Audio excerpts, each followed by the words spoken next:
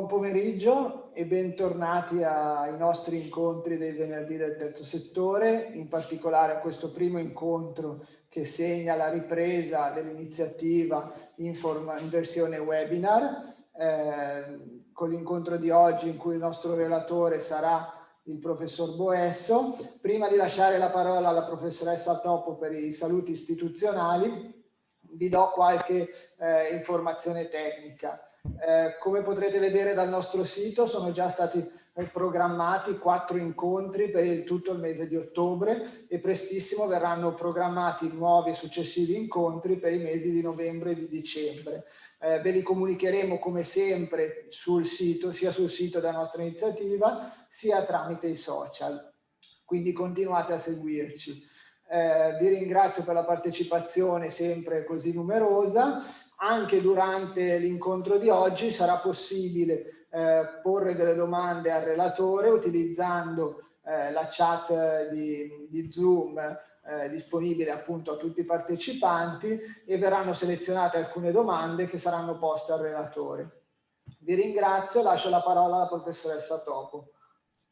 Buonasera a tutti, grazie dottor Perego, ringrazio tutti i presenti e sono qui a salutare con particolare gratitudine il collega professor Giacomo Boesso, che è professore di Business Administration del nostro Ateneo e che ci intrattiene oggi su un tema fondamentale per la gestione, la buona gestione degli enti del terzo settore, che è poi quello che il regolatore, la legge cerca di realizzare, ha cercato di realizzare delineando, costruendo il codice del terzo settore. E il suo titolo è infatti Governance e strategie per gli enti del terzo settore in ragione del raggiungimento dell'efficacia, per un verso, della compliance con le norme di legge e statutarie. Quindi abbiamo un ospite particolarmente accreditato, non solo perché ha una quantità che non si può più numerare di pubblicazioni scientifiche, ma perché si è occupato in modo specifico particolare anche proprio degli enti e della gestione all'interno degli enti del terzo settore, che non sono per molti versi, come vi spiegherà, simili, uguali, insomma, alle aziende, anche se per certi altri invece devono essere trattati similmente. E non ho molto da aggiungere, anche perché non voglio assolutamente rubare tempo a una lezione così preziosa per chi opera nel terzo settore e così sicuramente interessante, e quindi ringraziandolo nuovamente lo saluto con veramente un caloroso benvenuto da parte di tutti noi. Grazie mille Adriana. Arrivederci. È un piacere per me essere qua. Io seguo il terzo settore come area di ricerca oramai da diversi anni e ho collaborato anche con la Fondazione, queste ed altre, per sviluppare alcuni dei dati che vi presenterò oggi. E la parte di disseminazione è oggettivamente quella più importante, quella in cui si cerca di condividere le ricerche che abbiamo fatto in università per isolare un po' di best practice e un po' di suggerimenti che gli operatori del settore possono eventualmente cercare di seguire, per poi anche interfacciarsi con noi e ragionare su possibili modifiche a quelli che sono i modelli teorici che stiamo sviluppando, e avere quindi una continua, insomma, commistione tra chi studia questi importanti soggetti e chi invece li vive quotidianamente e cerca di metterli al servizio poi della comunità che li ospita. Vado quindi un po' a condividere i lucidi che avevo preparato per l'incontro di oggi. È un lavoro fatto a più mani, ovviamente anche con il collega Cerbioni, che vi saluta e eventualmente potrebbe essere collegato per seguire e per rispondere a alcune delle domande. Studiamo il governo e la strategia insieme, perché sono due elementi essenziali. Il governo è l'organo apicale che in qualche modo dà l'impulso a tutta l'organizzazione, e nel dare questo impulso cerca anche di definire le linee prioritarie di intervento e la strategia di medio e lungo periodo. L'idea dello studio nasce, come vi ho detto, almeno una decina di anni fa, osservando quello che era un momento di difficoltà. Era un momento di difficoltà in cui molte fondazioni purtroppo bruciavano il patrimonio per delle operazioni magari un po' avventate, o comunque andavano in difficoltà in quello che era il loro equilibrio economico-patrimoniale e necessitavano di interventi di supporto e di sostegno.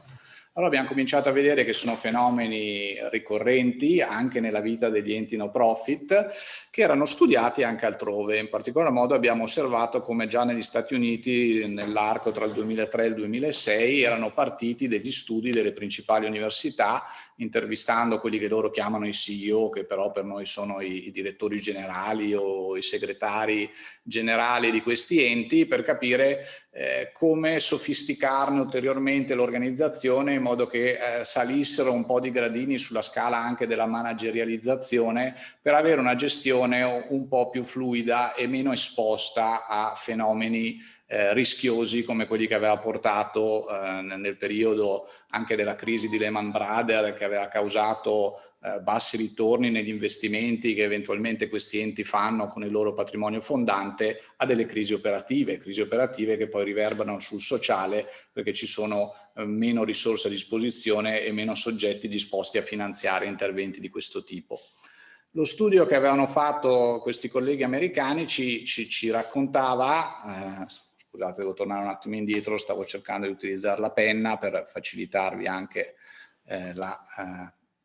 ci raccontava che una fondazione funziona se ha un organo di governo, inteso come consiglio di amministrazione, che fa un po' le classiche attività che ci si aspetta da questo tipo di organo anche nelle realtà for profit. Se in qualche modo analizza quello che sta succedendo, cerca di stimolare il ramo operativo con una partecipazione costruttiva a tutti i progetti e a tutte le iniziative che l'ente porta avanti, verifica nel tempo, cerca un po' di ridurre quello che può essere il potere decisionale di chi ha fondato l'istituzione, possono essere famiglie o gruppi di fondatori o donatori particolarmente di spicco, per invece portare avanti quella che è la voce del territorio, le esigenze che ci sono nella comunità che vuole in qualche modo ricevere servizi da questi enti, e fa poi un'attività di rappresentanza portando avanti, io dico fondazione, ma voi potete sostituire qualsiasi altro istituto del terzo settore nelle varie occasioni pubbliche. Però scandagliando le risposte di questi CEO anche con tecniche statistiche, che sono anche quelle che poi vi mostrerò un po' più avanti, si giungeva alla conclusione che un gradino in più verso la managerializzazione di questi enti e anche quindi una maggiore resilienza ai rischi che potevano arrivare dai mercati dei capitali piuttosto che dalle situazioni locali, si osservavano se i membri di questi organi di governo facevano qualcosa in più che generalmente non viene chiesto ai membri delle società for profit, perché nelle società for profit il consiglio di amministrazione vigila e monitora e pianifica eventualmente. Invece all'interno del no profit noi abbiamo bisogno di una programmazione un attimino più puntuale, più attenta, e anche la capacità di recuperare una serie di competenze e risorse specifiche delle aree sociali su cui andremo a intervenire, e la capacità del board di avere un ruolo in questo senso anche un po' più operativo e un po' più al fianco dei responsabili che sono sul territorio sembrava essere quella variabile che discriminava tra fondazioni più resilienti e fondazioni invece un attimino più esposte ai problemi circostanti. Siamo quindi partiti con una buona risposta, come sempre avviene quando si lavora sul terzo settore. L'Università di Padova ha voluto finanziare ben 4 indagini che abbiamo condotto, prima sui presidenti, poi sui consiglieri, più recentemente sui beneficiari dei fondi, tra cui ci saranno anche molte delle associazioni adesso collegate, e abbiamo in programma un'ulteriore indagine sui dipendenti di queste fondazioni nel prossimo anno, con la collaborazione delle associazioni di categoria che si sono messe a disposizione, sia ACRI che Assifero. ACRI raggruppa le fondazioni di origine bancaria, Assifero invece quelle di famiglia, di impresa, di comunità e di altra natura, e questo ci ha permesso di portare avanti tutta una serie di reportistica, tutta una serie di analisi e un'estensione progressiva del nostro campione a tante realtà, e quindi quello che vi presento oggi è anche un modello che, come vi ho detto, si è consolidato e corroborato nel tempo. Allora, l'idea è che nel testo che poi abbiamo scritto come best practice, che si vada a costituire un'impresa di cervelli al vertice dell'organizzazione, cioè che l'organizzazione ponga attenzione ad avere come consiglio di amministrazione un giusto mix tra profili manageriali e tecnici ed esponenti di spicco della comunità in cui andrà a operare, e quindi un organo che vada anche oltre la famiglia che fa nascere questo tipo di iniziativa o i pochi soggetti fondatori e promotori, e che da subito si apra al meglio che il territorio ha da offrire, che non abbia paura a ricercare sul territorio una serie di altri portatori di valori e di risorse che possano arricchire il consiglio d'amministrazione. Questo perché la letteratura ci dice che è più facile, se si ha questa varietà di soggetti all'interno del proprio board, muoversi dalla semplice supervisione, che è quello che tutti ci si attende in una realtà for profit, a tutte quelle altre attività che invece sono più specifiche per gli operatori del sociale. Quindi avere personaggi che sposano la filosofia dell'ente, vi apportano risorse aggiuntive soprattutto di tipo intangibile, con i loro contatti, le loro relazioni, le loro capacità di mettere a rete una serie di soggetti che potrebbero in maniera sinergica migliorare l'attività dell'ente stesso, bilanciare nel tempo eventuali interessi confliggenti, perché è ovvio che più persone si portano all'interno del board, più possono nascere anche una serie di momenti di conflitto, che però generalmente è un conflitto, una tensione positiva che è tesa a trovare la soluzione tecnica migliore per il problema che si cerca di affrontare, fino ad arrivare anche a un affiancamento operativo su alcune linee progettuali, su alcune linee di intervento, dove il singolo membro del consiglio di amministrazione potrebbe avere una competenza specifica e quindi la capacità di affiancare il direttore generale, il volontario, il responsabile di progetto sul territorio stesso per verificare concretamente quello che si sta verificando sulla popolazione obiettivo o sul segmento di beneficiari che si ha in mente. Questo, come vi ho detto, è stato studiato molto negli Stati Uniti nel tentativo di muoversi da un'azione caritatevole, magari sicuramente, certamente ispirata da buoni principi e da buone intenzioni, verso invece una progressiva adozione di un modello più strategico, più legato a misurare nel tempo i benefici che si riescono a creare e a introdurre concetti di efficienza nella gestione e di efficacia nell'erogazione di tutti questi servizi che il terzo settore, in maniera anche sussidiaria rispetto allo Stato, con maggiore frequenza, con maggiore qualità, con maggiore coinvolgimento degli operatori, riesce a portare sul singolo territorio. E la verità è che quando l'università ha deciso di studiare questo tema lo ha fatto per convincere anche gli operatori. Qui credo di sfondare una porta aperta, perché la nostra platea è di operatori specializzati, che tutto il terzo settore debba progressivamente muoversi verso la capacità di strutturarsi come una serie di enti professionisti che nel tempo si sostituiscono a quella che almeno originariamente sembrava essere una scelta di consumo privato. Ho parlato tanto, adesso per farvi anche rilassare un attimo da casa vi ho portato un po' di fotografie che rendono un po' il concetto. L'idea è che io possa avere un disagio educativo piuttosto che sociale o sanitario particolarmente forte su un territorio e posso cercare di sforzarmi di partecipare alla soluzione di questo problema. Partecipare alla soluzione del problema degli homeless, che è eventualmente la fotografia che vi sto portando, non è generalmente fattibile seguendo quello che sarebbe la scelta di consumo privato più semplice. Mi privo io di 1 euro o di 5 euro per renderli disponibili all'homeless che in quel momento stava vivendo un momento di difficoltà. Questa è una scelta di consumo privato, perché con quei 5 euro da quel momento in poi io non ne faccio nulla, e nel mio immaginario personale spero che questa persona più fabbisognosa di me in qualche modo ne faccia un uso migliore di quello che avrei potuto farne io, e in qualche modo mi sgravo anche a livello di coscienza di quella che è magari il disagio che avevo avuto nell'incontrarlo. Quello che dobbiamo far passare noi come operatori del settore è che probabilmente è una delle peggiori scelte che si potrebbero fare, Perché l'homeless con questi 5 euro la cosa più probabile che farà è comprare immediatamente qualcosa per scaldarsi, verosimilmente qualcosa di alcolico, e con questa incapacità anche di dosarsi nell'utilizzo di questa bevanda andrà incontro a problemi personali, sanitari, ancora più gravi di quelli che aveva prima di incontrare me, che l'ho finanziato con tanta generosità.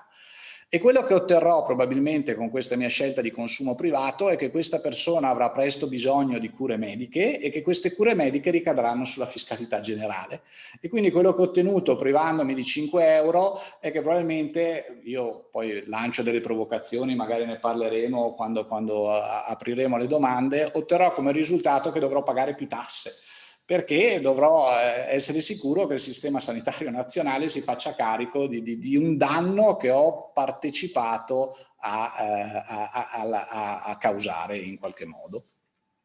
La scelta giusta ovviamente è quella che anche molti di voi portano avanti, è raccogliere finanziamenti sia da singoli privati che hanno questa sensibilità, sia da altri soggetti istituzionali per allestire una serie di possibili soluzioni al problema e magari anche per testare diverse possibili soluzioni. Perché il problema degli homeless lo si può risolvere in tanti modi, lo si può risolvere con delle brigate che di notte vanno in giro distribuendo coperte, offrendo dei ricoveri, lo si può invece gestire con dei camper volanti, perché spesso l'homeless non ha voglia di abbandonare il suo luogo, ha anche tutta una complessità psicologica da gestire e non ha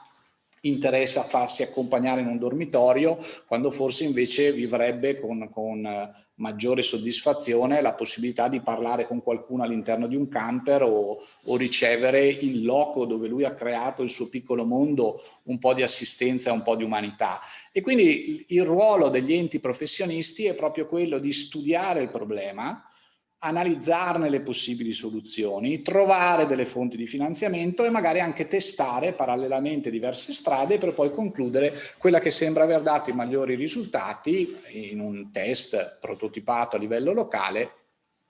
per suggerirlo ad altri e magari allargarne progressivamente la scala. Questo è un mondo di professionisti, ma questo mondo di professionisti nasce dalla capacità del mondo civico in cui viviamo di organizzarsi e di valorizzare un approccio professionale a questo tipo di problema. Un'altra scelta di consumo privato classica potrebbe essere quella di fare delle donazioni verso il mondo dell'arte, verso il mondo della cultura, grazie,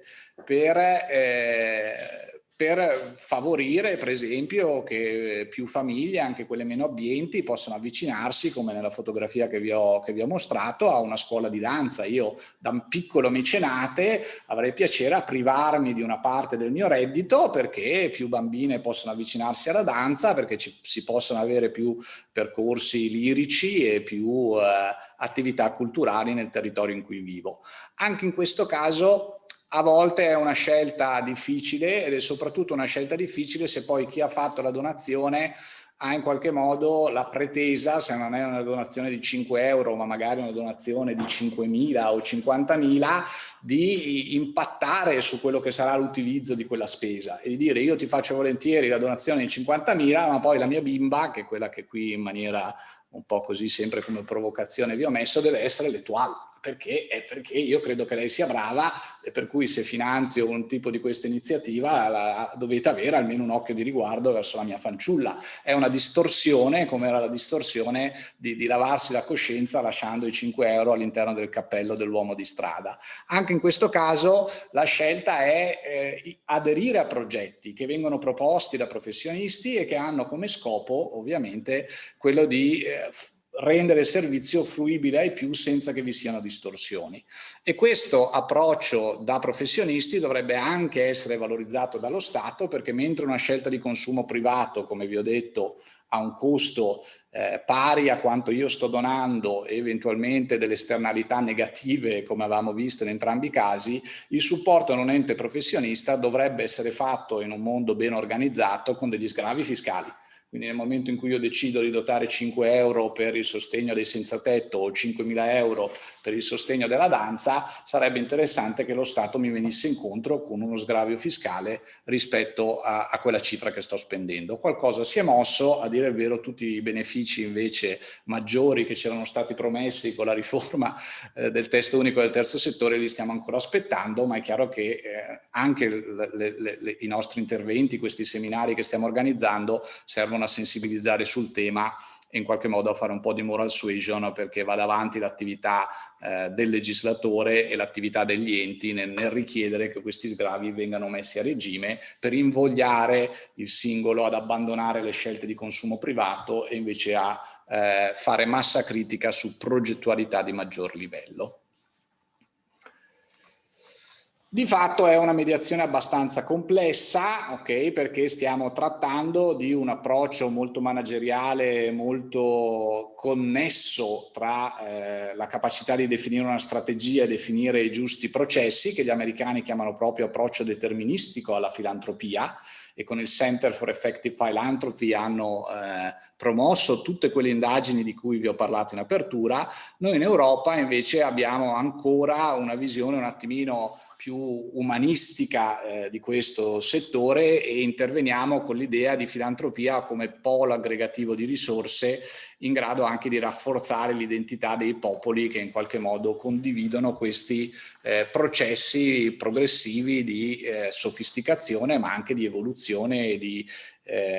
incivilimento della comunità che li ospita. E noi li abbiamo chiamati approccio deterministico e approccio un po' più solidale, e nelle nostre interviste, nelle nostre indagini li abbiamo un po' sottoposti agli operatori del settore per vedere quale delle due strade convince di più. Tutti oramai sono d'accordo che bisogna sostituire il consumo privato con un approccio un po' più manageriale, però i gradi di libertà sono infiniti e quindi stiamo cercando di capire con gli operatori del settore fin dove ci si possa spingere. La storia è complessa, io adesso vado un po' avanti, ho scelto questa trattazione un po' divulgativa anche per non annoiarvi, poi avrò delle tabelle con i risultati ma arriveranno un po' più tardi. L'idea è che una società che decide di aumentare il proprio benessere è assimilabile, quando fa nascere una fondazione, quando fa nascere tante associazioni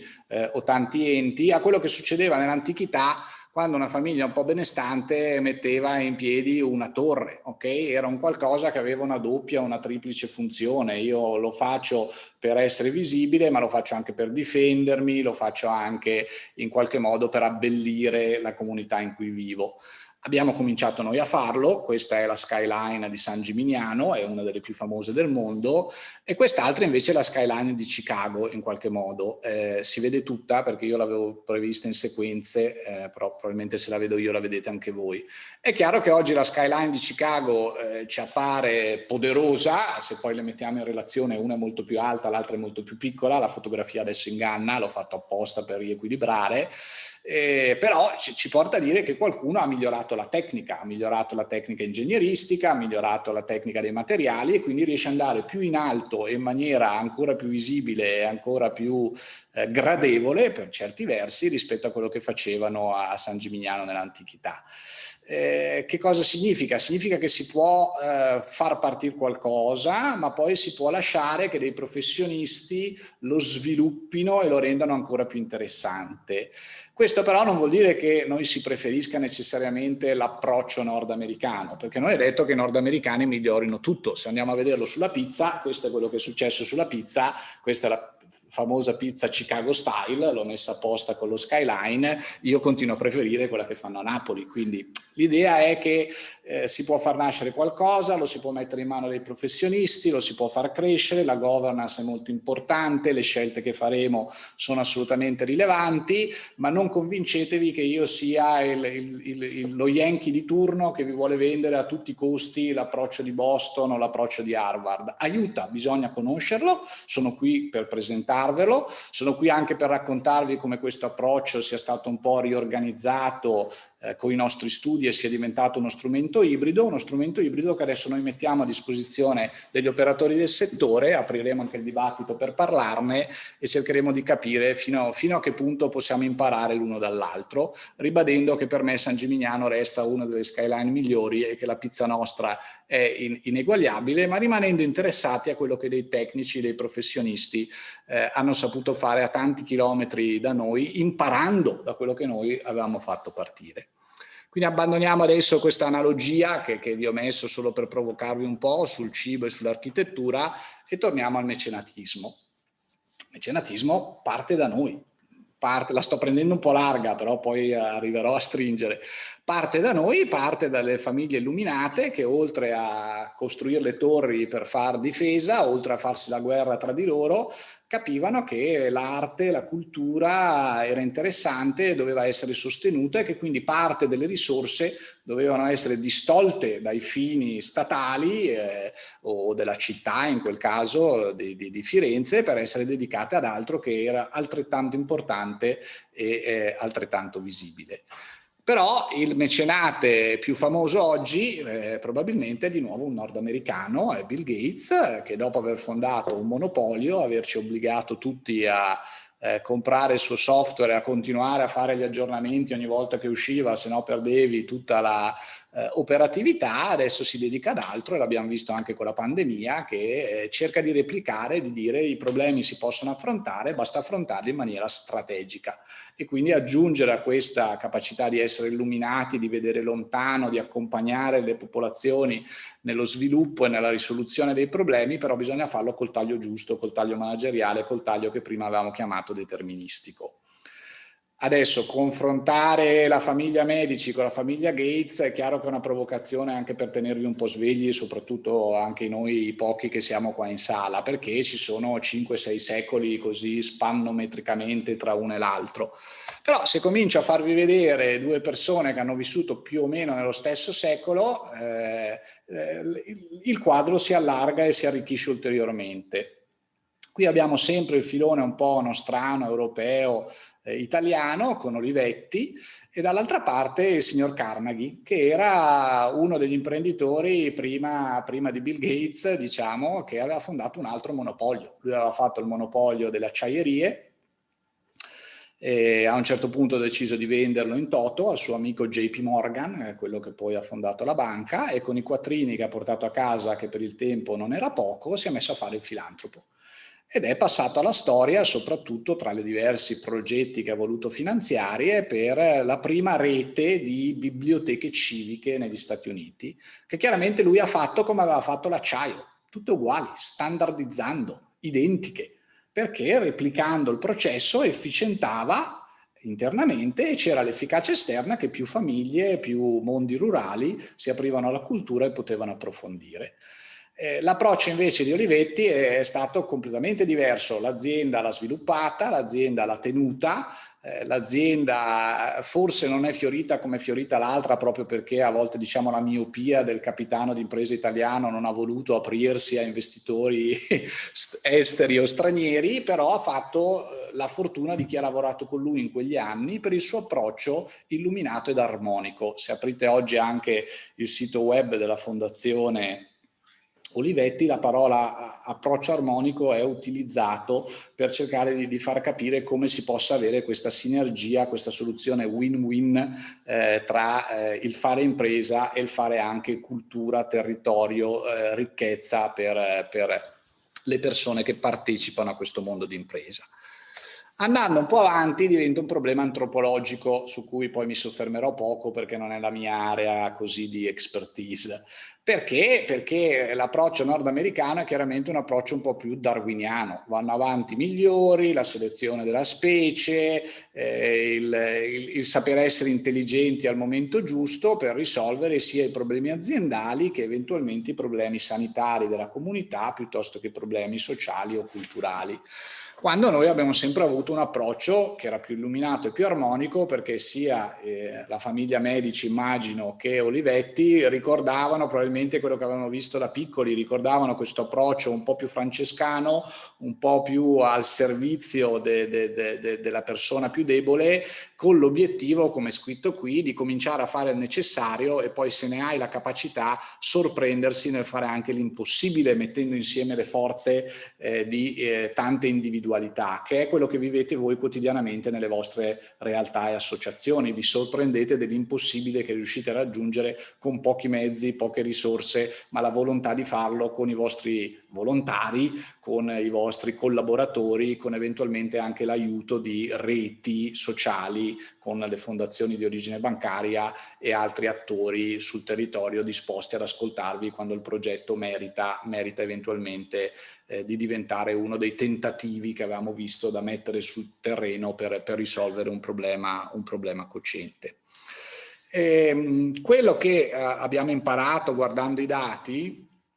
e guardando anche agli scandali che ci sono stati in entrambi i contesti è che queste due cose devono cominciare a permearsi e a crescere insieme. E questo, ve l'ho detto, l'abbiamo visto perché nessuna delle due è infallibile. Anche il modello americano, che ci vendono come molto strategico, ispirato dalle regole scientifiche e da un sano darwinismo,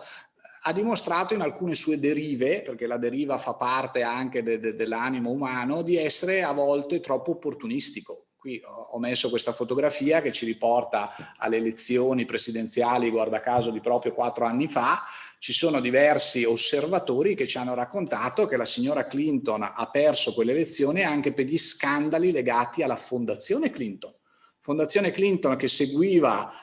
fedelmente tutto quello che era l'approccio nordamericano, ma poi è scivolata sulle regole con cui accettava le donazioni, con i soggetti che venivano coinvolti all'interno delle progettualità e col tipo di progettualità che portava avanti con quei fondi, avendo una rendicontazione che non era a volte sufficientemente chiara, che non era a volte sufficientemente trasparente.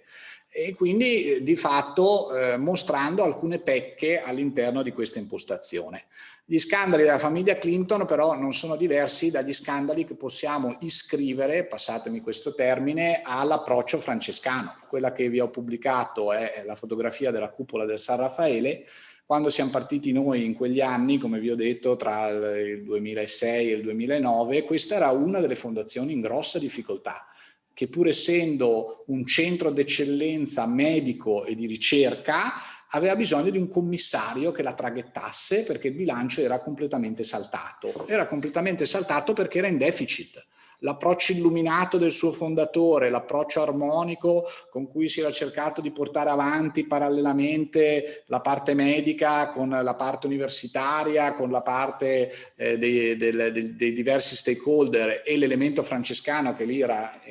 ben rappresentato dall'appartenenza ecclesiastica di questo ente, non gli aveva evitato di andare coi conti gambe all'aria. Poi c'erano stati anche lì una serie di scandali, perché questo facilita poi i problemi,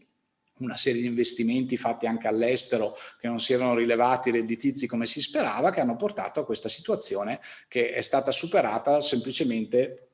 facendo tabula rasa di quelli che erano gli organi di governo fino a quel momento, ripartendo dalla governance e riorganizzandola, seguendo anche i consigli che vi ho dato all'inizio in base alla letteratura americana e che continuerò a darvi quest'oggi. E se ci pensate, o perlomeno noi ci siamo fatti questa domanda di ricerca, che è un po' il bello della nostra professione, abbiamo detto: ma questa realtà così illuminata, armonica e francescana, forse se fosse stata un po' più strategica, un po' più scientifica, si sarebbe fermata prima di andare davanti a una situazione deficitaria, perché qualcuno, rincorrendo l'efficienza delle acciaierie, avrebbe guardato i conti con maggiore attenzione e avrebbe in qualche modo intercettato questo rischio prima che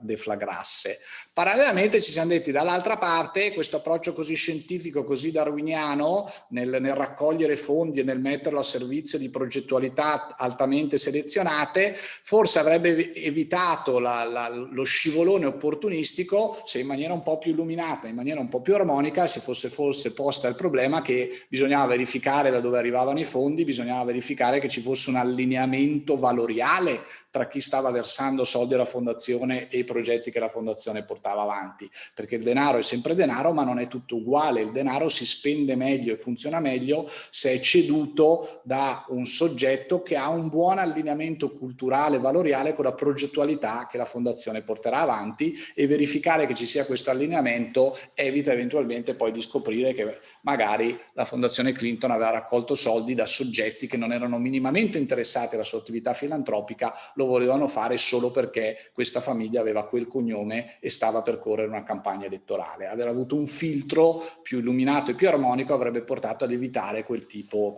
di difficoltà. Quindi io credo che ce ne sia abbastanza sul tavolo di stimoli e di iniziative per arrivare a dire che ci interessa la filantropia strategica come la intendono gli americani. Ci interessa questa capacità di partire dal dono singolo, dall'euro che qualcuno è disposto a spendere, per però inserirlo all'interno di soggetti professionisti che abbiano una capacità di fundraising molteplice, che eventualmente possano anche godere delle giuste agevolazioni quando raccolgono questi denari per essere facilitate in questo compito, nella scelta tra la mia donazione singola e appoggiarmi a un professionista, e poi sappiano, con una buona governance e con una buona attività sul territorio, arrivare a o soluzioni reticolari, soluzioni cooperative che muovano molti più soldi di quelli che erano stati inizialmente pensati dai singoli donatori, e se tutto andrà bene arrivino eventualmente nell'ultimo passaggio anche a interessare il soggetto pubblico e l'agenda dei ministeri, perché se funziona il camper per gli homeless molto meglio delle coperte, molto meglio dei dormitori, molto meglio dei colloqui con lo psicologo, forse il camper, la soluzione che sperimentata in Padova e di grande successo, può essere esportata e utilizzata anche altrove. Quindi questo è un po' il percorso che vorrei fare, è un percorso che parte di nuovo dalla dottrina americana, perché questo è un articolo pubblicato su Harvard Business Review addirittura nel 99, per però girarlo in quelle che sono le progettualità nostre dove dobbiamo raccogliere tutta una serie di input come persone, volontari, risorse tangibili e anche risorse monetarie, per arrivare, dopo aver organizzato le attività e gli output, al vero outcome della nostra iniziativa, che è il miglioramento dei servizi, in questo caso i servizi per gli anziani, delle condizioni in cui questi anziani vivono, della qualità della vita di chi li assiste nell'ultimo tratto della loro presenza nella nostra comunità. Quindi andremo a discutere la capacità di farlo sia in maniera molto più da mecenate, molto più illuminata e armonica, oppure in maniera un po' più scientifica, un po' più darwiniana, un po' più spinta. Entrambe le soluzioni secondo noi sono adatte, fanno parte anche del DNA che l'associazione vuole darsi. L'importante è conoscerle, capire che sono diverse, capire che devono essere organizzate in maniera efficiente ed efficace, entrambe seguendo dei sani principi di gestione, che io vi dico essere gestione aziendale perché sono un aziendalista, ma che chiaramente diventa un aziendalismo al vostro servizio, non un aziendalismo che deve dettare le regole, ma un aziendalismo che vi deve permettere di raggiungere i vostri obiettivi in una maniera più protetta rispetto a possibile crisi o possibile criticità che andrete ad incontrare. Quindi faremo un passaggio principalmente su come il governo debba essere organizzato per arrivare ad avere una buona filantropia sul territorio, avendo molteplici priorità nei nostri interventi, molteplici forme di organizzazione, ma tutte queste devono essere gestite, analizzate, valutate all'interno di organi e CDA che abbiano con attenzione selezionato le persone che siederanno, raccolgono tutte le informazioni utili, abbiano gli incentivi anche fiscali a muoversi nella direzione opportuna, organizzando il tempo, il lavoro, le verifiche che l'ente dovrà sviluppare per poter essere qualificato come ente professionista e quindi meritevole di essere anche iscritto all'albo, di ricevere i vantaggi che l'albo dovrebbe dare e il supporto che il territorio vorrà dargli. Ok? Quindi la domanda che adesso affronteremo, adesso mi fermo un attimo per raccogliere magari anche i vostri spunti, è quale governance è attualmente adottata dalle fondazioni, perché un minimo di stato dell'arte importante e come però renderla più impattante nei diversi contesti in cui operate. Sapendo, e questa è la mia ultima provocazione, anche l'ultima fotografia, poi passerò a numeri e a dati, sarà forse meno scenografica la mia presentazione, che uno può impattare col fuoco ma può impattare anche con l'acqua, che quindi non è un problema di cosa volete fare, tutto può essere fatto e come lo farete e come vi farete aiutare dai vostri organi di governo nell'impostare la vostra attività. Bevo un po' d'acqua e se qualcuno vuole un attimo intervenire, volentieri. Professore, mi permetto di riportarle alcune provocazioni che arrivano da chi ci sta seguendo. In particolare è piaciuta molto il confronto tra le due immagini dell'offerta all'homeless e invece il contributo all'ente che gestisce il camper. Ha suggerito diversi spunti, tra i quali quello del costo, perché appunto questa è più una provocazione che una domanda. Il tema vero è quello del fatto che molto spesso costa meno, è vero, lei giustamente diceva, dovrebbe costare meno per chi compie il gesto, dare il contributo, ad esempio mediante incentivi fiscali, dare il contributo all'ente. Però c'è un costo ulteriore, e questo diversi lo fanno presente, che è quello del costo che possiamo chiamare amministrativo burocratico, del compimento di un gesto di aiuto a un ente. Cioè, purtroppo nel nostro paese il tema grosso è che è molto più facile, costa meno dare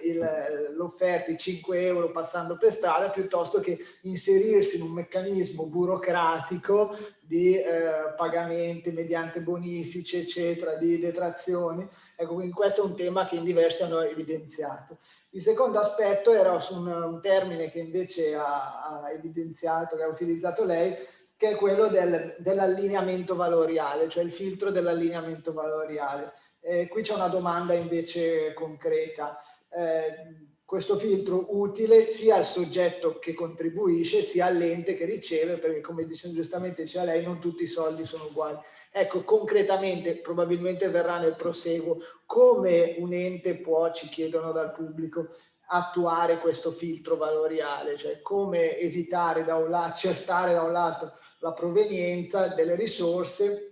e per l'altro verso chi invece contribuisce la destinazione delle risorse. Ecco, questi sono un po' i due aspetti.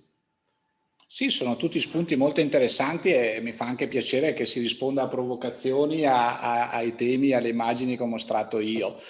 Sì, c'è sempre questa falsa percezione che è più semplice mollare i 5 euro e lavarsi la coscienza piuttosto che entrare all'interno di un mondo di professionisti, soprattutto se questi professionisti non sono super trasparenti e super affidabili e c'è purtroppo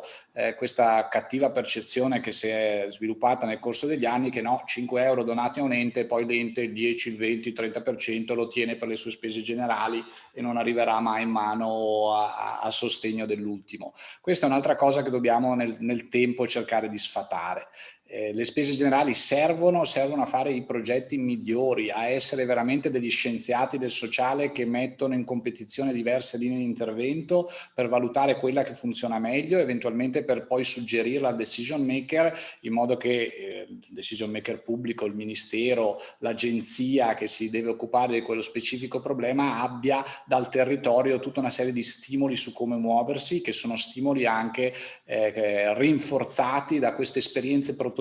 che eventualmente hanno dato successo in determinati contesti, in determinati ambienti. Quindi non bisogna avere paura di spendere questo costo in più che può essere la commissione bancaria o che può essere anche la consapevolezza che dei miei 5 euro, anche 1 euro, anche 2 euro potrebbero finire nelle spese generali che ha l'ente che lo riceve. L'importante è che l'ente sappia raccontare che anche quei 2 euro lì che possono sembrare come non veicolati effettivamente al fabbisogno, in verità hanno prodotto qualcosa e quindi si apre tutto il dibattito della capacità dell'ente di comunicare cosa l'ente ha fatto con i suoi dipendenti, con le sue strutture e quindi anche con i suoi stipendi che ha dovuto pagare internamente e con le risorse che ha dovuto bruciare nella sua sede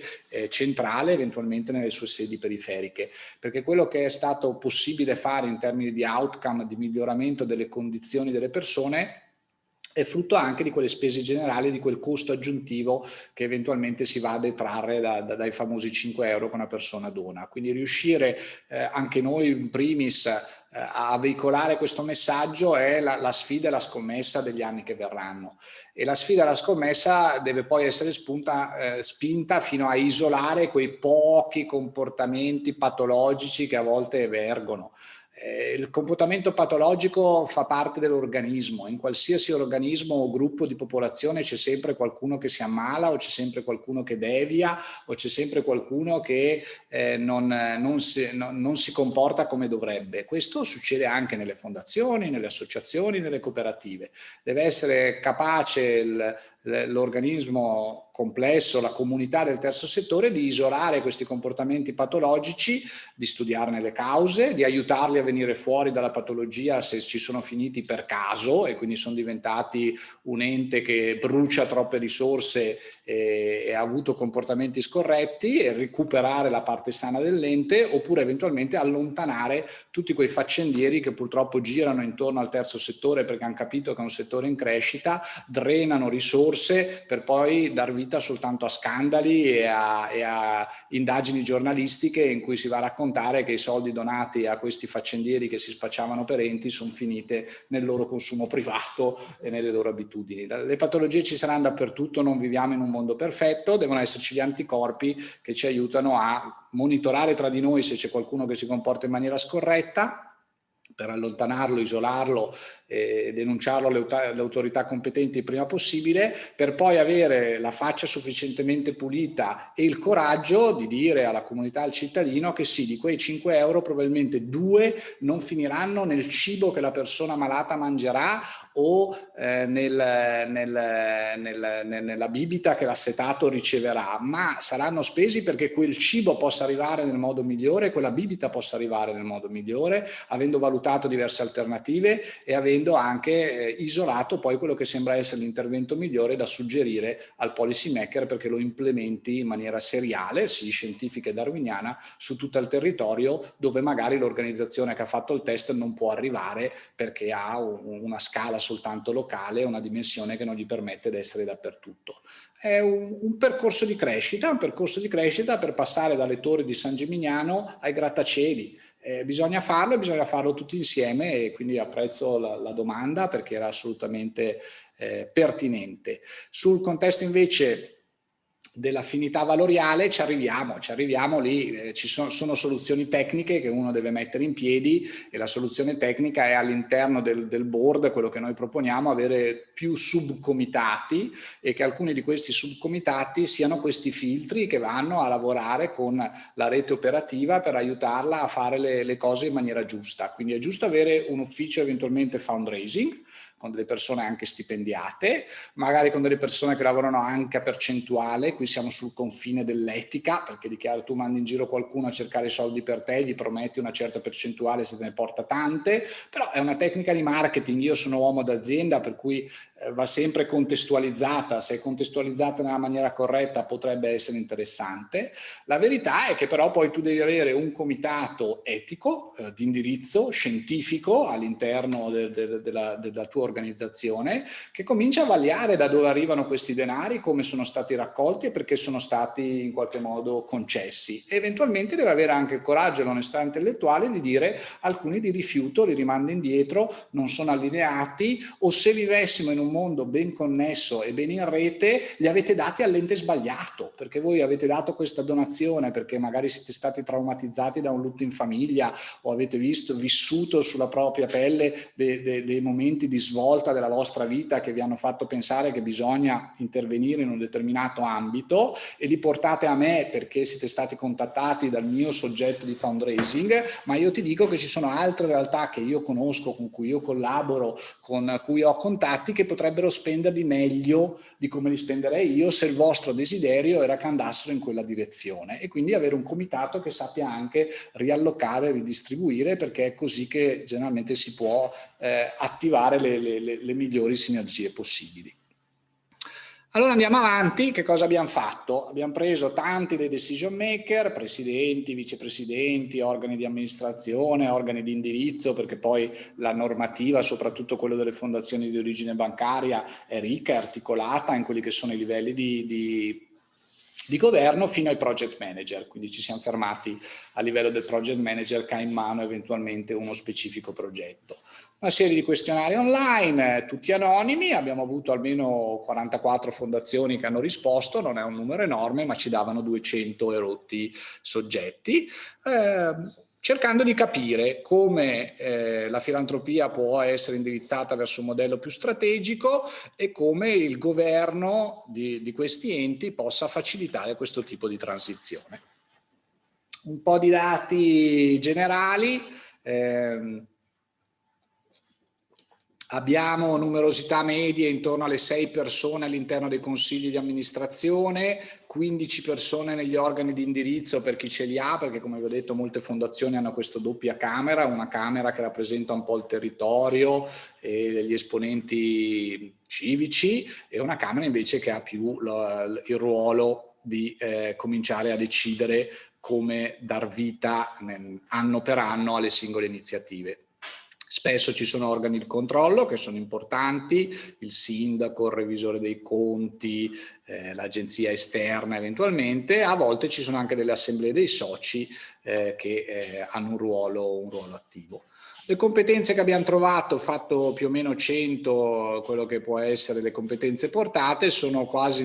oltre il 20 di tipo manageriale, però non mancano le altre, ci sono anche competenze artistiche, competenze socioambientali, la somma non fa 100 perché a volte il soggetto all'interno di uno degli organi può dichiararne di averne due, okay? Uno può dire io sono un manager perché ho studiato, però ho 10 anni di esperienza come direttore di teatro e quindi te le ha cliccate entrambe, ognuno poteva scegliere fino a 3, mi sembra, le 3 principali competenze che portava avanti. Di cosa si occupano questi board? Qual è l'ordine del giorno? Vedete che principalmente si occupano di denari, comunque si occupano di capire se andiamo incontro a rischio di un deficit o no e anche di redditività prospettica per quelle fondazioni fortunate che hanno grossi patrimoni, possono fare investimenti e quindi cercano di capire se questi investimenti renderanno, perché col frutto di questi investimenti vogliono poi operativamente far partire 1, 2, 5, 10 progetti ogni anno. E quindi le voci principali, quelle che sforano il 90%, sono ovviamente i denari e poi la gestione e poi un po' di informazioni sull'operatività. Però sul fondo cominciamo a vedere anche una serie di attività come il mansionario dei dipendenti, degli indici operativi che ci facciano capire se il numero di beneficiari è in linea con le aspettative e se l'outcome su questi beneficiari sia quello atteso, un po' di contabilità analitica progetto per progetto, ogni singolo progetto, quanto è costato, quanto ha reso, come ci siamo mossi e da ultimo ma non banale anche un po' di confronto con altre fondazioni, cioè studiare cosa fanno gli altri, magari quelli un po' più grandi, magari quelli un po' più visibili, per imparare learning by doing e benchmarking una serie di confronti. Poi gli abbiamo chiesto quanto erano soddisfatti dei risultati sociali delle proprie iniziative e avevano un minimo di 0 e un massimo di 6. Tutti chiaramente si dicono mediamente soddisfatti. È chiaro che un questionario anonimo a una popolazione così ampia, tutti cercano in qualche modo di sovrarappresentare, anche se nel terzo settore vi assicuro che c'è un'onestà intellettuale molto più alta della media. Infatti vedete che nella scala tra 0 e 6 siamo poco sopra il 3. Quello che però è interessante vedere con le associazioni statistiche rispetto alle risposte che queste persone hanno dato è che questo 3 diventa un 4.10 e diventa un 4.6, che quindi è un punto in più,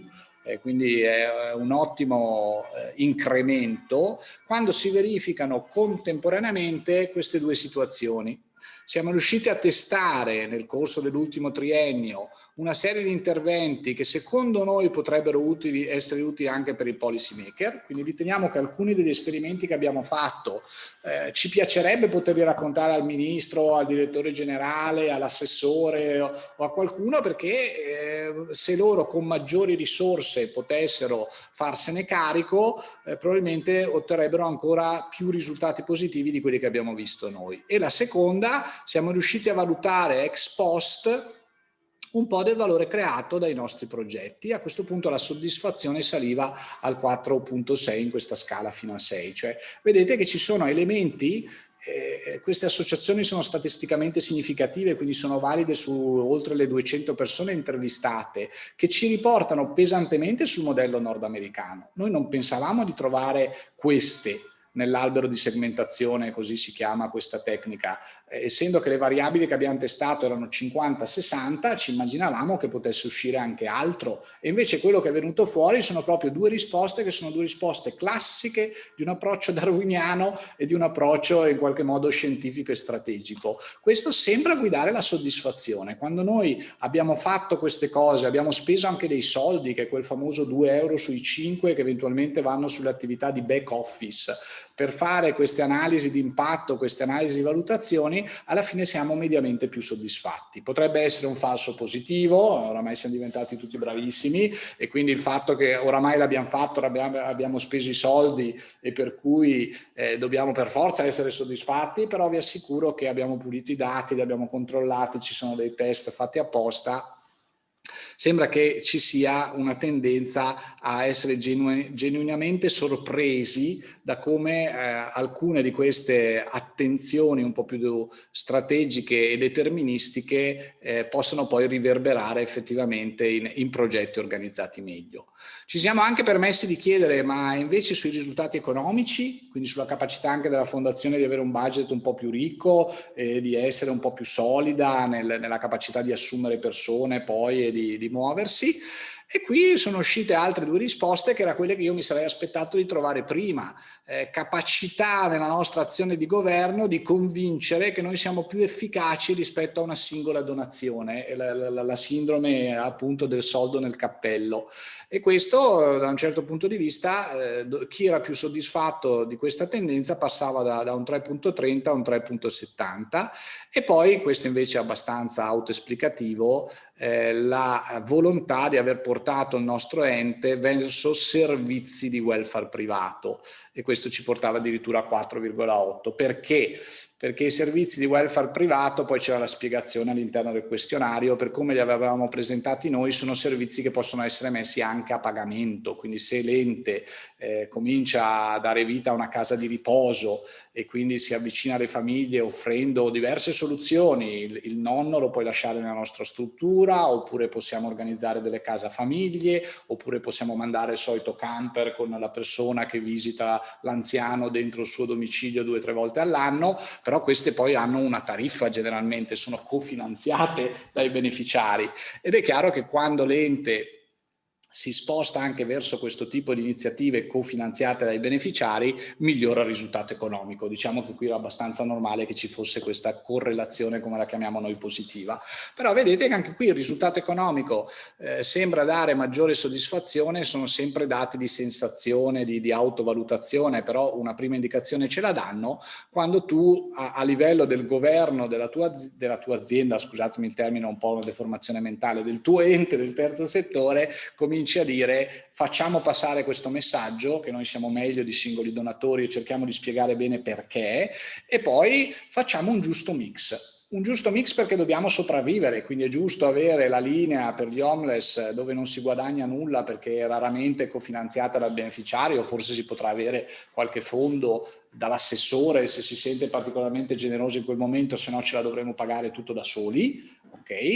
Con altre linee dove invece magari l'assessore ci dice di no, qualcosa ci mettiamo noi, ma qualcosa possiamo chiedere anche alle famiglie, ed è chiaro che chiedendo alle famiglie il risultato economico, il conto economico dell'ente ne beneficia immediatamente. Poi abbiamo provato a raccogliere, ok? Abbiamo provato a raccogliere i fattori latenti nelle risposte, cioè quelli che si raggruppano tutti insieme. Abbiamo chiesto al software statistico di dire: ma tra tutte le risposte dove ci sono stati dei cluster, dove le risposte tendevano a essere simili, tendevano a essere omogenee tra di loro. E abbiamo trovato 3 bei cluster belli solidi relativi a 3 possibili comportamenti che questi soggetti di governo hanno instaurato all'interno delle loro realtà. Una è simile a quello che avevano trovato anche gli americani: convincersi che gli amministratori possono andare oltre i classici compiti di indirizzo e controllo. perché ci sono enti che proprio chiedono di poter accompagnare con i propri soggetti decisori i beneficiari, valutano di voler prendere dei rischi, però se prendi il rischio poi anche un soggetto che questo rischio cerca di controllarlo nel tempo, di monitorarlo attentamente, si dota di project leader professionisti e quindi è l'organo di governo che non fa partire un progetto se non è stato individuato chi è il project leader e se con questo project leader non si è ben definito cosa vogliamo fare, in che tempi e che tipo di reportistica dobbiamo produrre, e poi promuovere una fortissima dialettica nel valutare questi progetti, cioè essere aperti al fallimento. Il progetto può fallire. Il progetto può portarci a dire che non è la strada giusta per fare lo spettacolo culturale, non è la strada giusta per sostenere l'analfabetismo minorile, non è la strada giusta per migliorare la situazione delle polveri sottili all'interno della città, però almeno abbiamo provato a farlo e abbiamo escluso che una pista per concentrarsi su altre.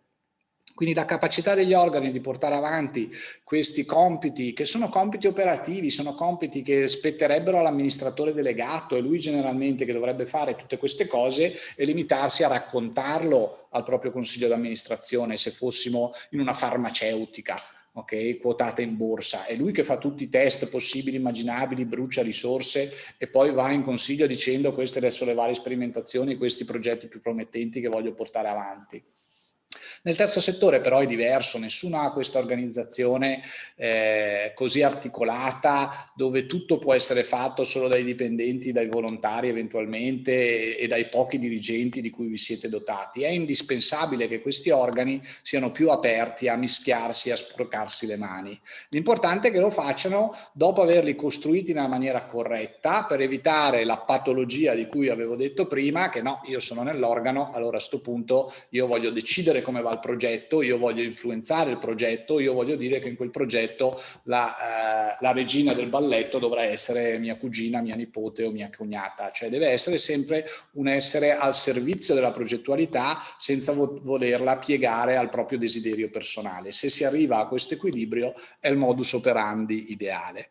Per arrivare a questo modus operandi serve una fase di apprendimento, e anche questa è emersa forte dalle correlazioni nei nostri questionari. Ogni progetto deve essere seguito in maniera analitica, deve avere la sua vita, la sua storia, il suo dossier, devono esserci indicatori di tipo operativo relativamente a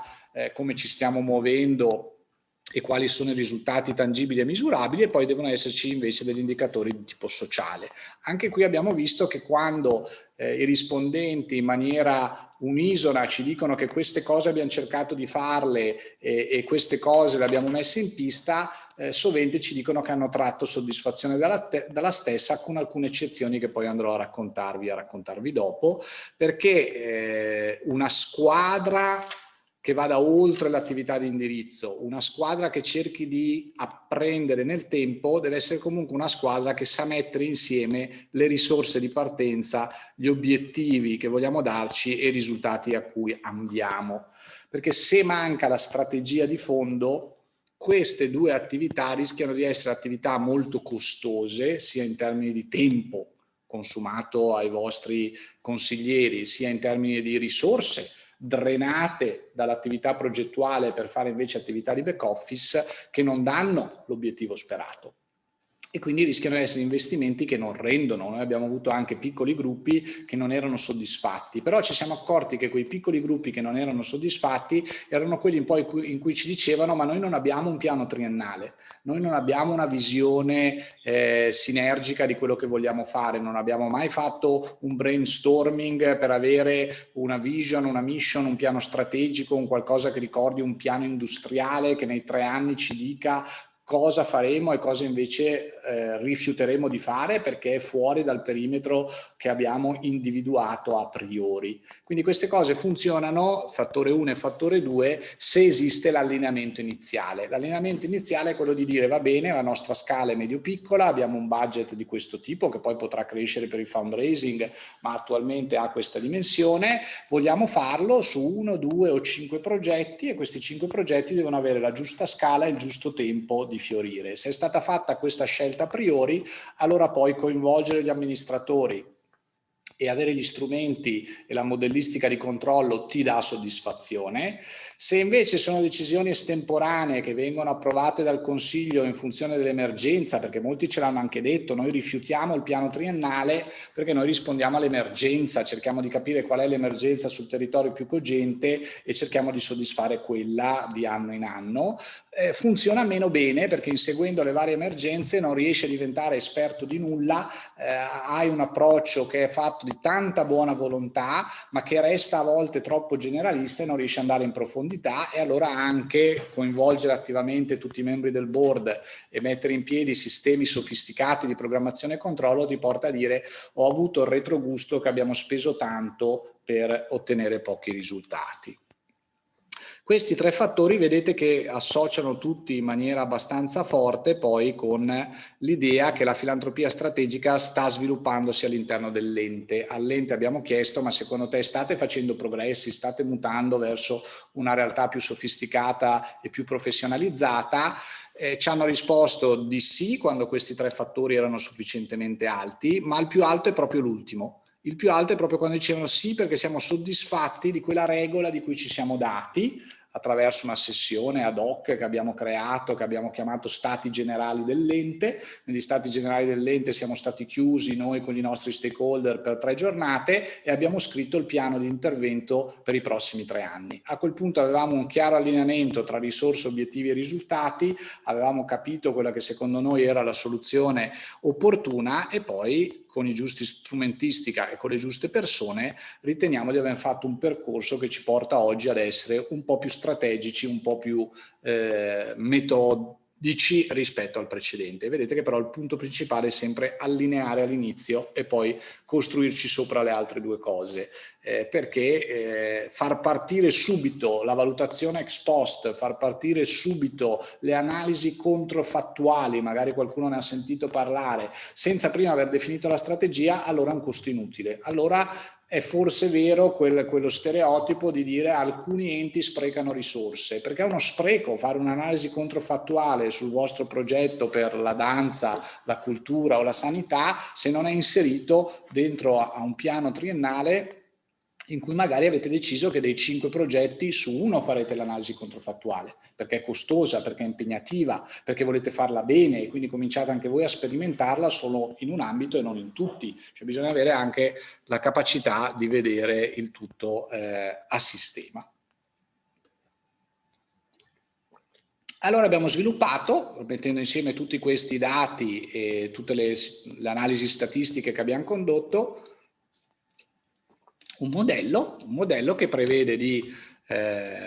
analizzare lo statuto che avete attualmente, verificare se questo statuto magari può essere un po' modificato, perché magari è uno statuto proprio old style, in cui si diceva esiste un direttore generale che è nominato dagli eredi della famiglia che hanno dato vita a questo ente e null'altro. E capire che invece no, serve anche all'interno dello statuto delle regole per nominare o probabilmente un organo di indirizzo, un organo di amministrazione, magari tutte e due, e decidere quelle che saranno le regole di formulazione dello stesso e il modus operandi che vorrete dargli. Renderli progressivamente una squadra affiatata attraverso i giusti strumenti, che sappia analizzare il contesto in cui l'ente andrà a muoversi. E l'ente di adesso è diverso dall'ente di 50 anni fa, se è stato costituito 50 anni fa, e quindi è anche giusto che riveda il suo statuto, che lo modifichi, che lo aggiorni, per definire progressivamente le linee programmatiche almeno su un orizzonte di 3 anni, ottimizzare in questi 3 anni quante volte l'organo dovrà riunirsi e con che frequenza, analizzare determinati flussi informativi, per poi affiancare quella che noi chiamiamo la struttura manageriale, che però per voi vuol dire l'unico direttore che avete, i tanti volontari, i tanti collaboratori, i pochi dipendenti e quello che ne consegue. Tutto questo sapendo che viviamo in un mondo molto vario, che quindi le soluzioni devono essere sufficientemente flessibili, ma sono sempre soluzioni che si basano su trovare le persone giuste che portino le giuste competenze ad arricchire quelle della famiglia, dell'ente, del soggetto, della norma che ha fatto partire la vostra specifica organizzazione, e poi lavorare sui processi che questi soggetti ritengono essere i più adatti per la realtà in cui vi muoverete. Adesso li vedo uno a uno velocemente, però se c'è ancora qualche intervento è il momento giusto.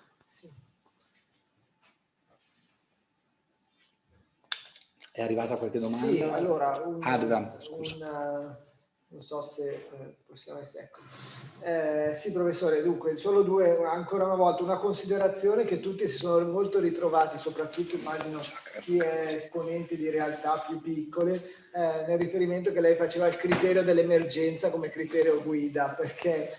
di fatto molti aspirano a una struttura e a una capacità di operare in un contesto di filantropia strategica, ma si trovano poi in realtà a operare appunto seguendo questo criterio dell'emergenza, quindi questo riferimento è stato molto condiviso. Invece la seconda cosa è, ma poi probabilmente verrà rispetto all'ultima slide che lei proponeva, si chiedeva se poteva dare qualche consiglio o indicazioni, o probabilmente verranno nel consiglio, nel proseguo, con riferimento al primo passo, che è quello della revisione statutaria, perché in molti rilevano come la difficoltà sia intervenire sulla determinazione di quella che è la struttura organizzativa dell'ente in sede statutaria, con delle scelte che siano proporzionate rispetto a quella che è la dimensione dell'ente, sia dal punto di vista dei soggetti coinvolti, sia delle capacità operative. Quindi c'è un po' questa paura di fare delle scelte che si aspirano molto in là, ma poi si traducono in costi difficilmente sostenibili. Ecco, se aveva qualche consiglio rispetto a questo. Ma è indubbio che mettere mano a quel documento a volte fa tremare i polsi a diversi soggetti, la paura di sbagliare, la paura di proporre qualcosa che poi non dia l'esito sperato. Io ritengo che si possa fare, che eventualmente si possa fare dopo aver aperto un cantiere informale, un cantiere dove ci si è incontrati, si è parlati, si è cercato di approfondire quelle che di nuovo voglia essere la visione di capacità di far crescere l'ente nei prossimi 3, 5, 10 anni. E dopo aver sviluppato questa consapevolezza basta portare questo desiderata di fronte a chi vi può aiutare, che può essere il vostro commercialista in prima battuta, eventualmente il notaio se ne avete già uno di fiducia, per capire quale può essere la cosmesi da fare su quel documento fondante per dare spazio a questo nuovo indirizzo che volete prendere. Si può fare ovunque, adesso come vi ho detto io vi parlerò principalmente di fondazioni, ma potrebbe essere anche l'associazione sportiva, cioè l'associazione sportiva che ha l'assemblea eventualmente riconducibile a tutte le famiglie che iscrivono i propri figli per fare lo sport presso di loro, e che poi però da questa assemblea elegge regolarmente un direttivo, e poi questo direttivo lavora con dei volontari e degli allenatori invece retribuiti per erogare sul territorio la giusta mente sana in corpo sano a cui tutti aspiriamo. Si può fare, secondo me si può cercare di sofisticare quel poco che basta per avere delle regole chiare, delle regole che lasciano la porta aperta, che non sia più la decisione solo del parroco perché quell'associazione è nata all'interno dell'oratorio, o sia soltanto la decisione della famiglia lungimirante che l'aveva fatta nascere in maniera più laica, in maniera più privata. Quindi se nello statuto c'è ancora quell'indicazione lì che ci deve essere il benestare di uno, il benestare dell'altro, la si può anche lasciare, basta aggiungere che questo benestare o del parroco o degli eredi ci sia però su qualcosa che arriva dal basso, su una proposta che arriva dal basso e che è argomentata da un organo un po' più ampio che porta poi a nominare invece dei volenterosi, che permetta di lasciare la porta aperta. Una porta aperta perché qualcuno si possa candidare a far parte di questa squadra di cervelli, qualcuno che ritiene di avere qualcosa da apportare, qualcuno che a volte cercherà un po' di visibilità, perché no, a volte cercherà uno stipendio aggiuntivo, perché no, perché ci sono anche alcuni che riescono a remunerare i propri gruppi dirigenti. L'importante è che si sia fatta un'analisi che quel soggetto ha le competenze giuste, ha delle buone idee ed è allineato con quello che l'ente vuole fare. Poi in seconda battuta si potrà anche discutere che sì, diventa portavoce, ambasciatore dell'associazione e quindi avrà visibilità ogni volta che si vince una coppa e che i ragazzi l'alzeranno, quello sarà davanti al giornalista e quindi avrà la visibilità che merita e magari avrà anche uno stipendio perché è giusto che parte delle ore che ha dedicato, chiaramente nel limite di nuovo della dimensione che vi volete dare, potrà essere concessa. Però di nuovo deve uscire dalla capacità dell'ente di scrivere uno statuto intelligente che lasci la porta aperta, che non sia sempre etero-diretto la decisione di un soggetto che magari era molto illuminato quando ha fatto partire il tutto, ma ha perso poi progressivamente interesse e magari anche enfasi a seguire la sua creatura. Allora partiamo proprio dall'idea di raccogliere persone. I membri di questi organi direttivi e amministrativi dovranno fare controllo come richiesto dalla norma, perché poi c'è tutta la parte di compliance e le associazioni sono diverse dalle fondazioni, sono diverse dalle cooperative, però ovunque ci sarà scritto che chi siede nel consiglio direttivo deve verificare che nessuno stia rubando nulla, che i fondi siano investiti con l'attenzione del padre di famiglia e tutto quello che ne consegue. Però quello che interessa a noi è soprattutto questa attività di advisory, un'attività di advisory che va proprio nella dimensione di esserci, non esserci solo quella volta ogni 15 giorni, quella volta al mese, quella volta in cui l'organo si riunisce, ma esserci alle riunioni e se dentro le riunioni parte una linea di interesse affine alle tue competenze, affine al tuo background, in qualche modo rendersi disponibile ad affiancarlo. Di nuovo, disponibile ad affiancarlo su base totalmente gratuita e volontaria, è quello che tutti auspicherebbero, o magari disponibile ad affiancarlo a fronte di un gettone, di un incentivo anche diverso da quello motivazionale, se ne può discutere, se ne può parlare.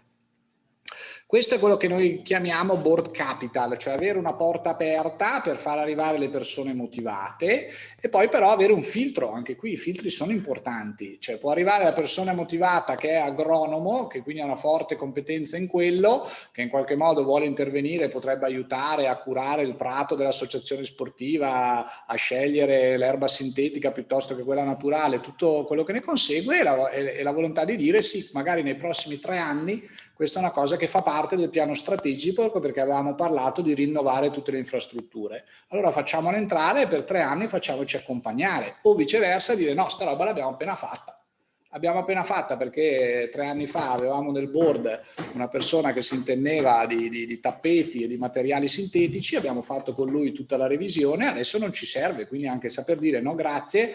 apprezziamo la tua competenza, la tua voglia di fare, ma non è quello che serve a questa organizzazione in questi 3 anni. Però magari potrebbe servire a un'altra che ha visto come noi ci siamo mossi bene e sta partendo con un po' di ritardo e quindi la disponibilità di questo soggetto con questa competenza può essere spesa altrove.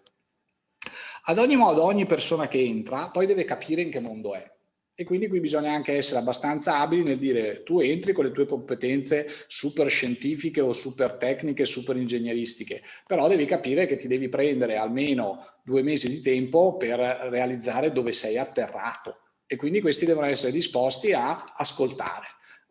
cosa è l'ente, cosa ha fatto fino a quel momento. Qui giocano molto le associazioni di categoria, partecipare se esistono, partecipare agli eventi dell'associazione di categoria per fare un'infarinatura veloce di quello che succede nel mondo, perché nessuno nasce imparato, come diciamo noi ai nostri studenti, è giusto che anche il migliore dei tecnici che si avvicina a voi, non avendo mai prima servito in quel determinato contesto, sia disponibile a spendere un po' di tempo a documentarsi con le associazioni di categoria o con altri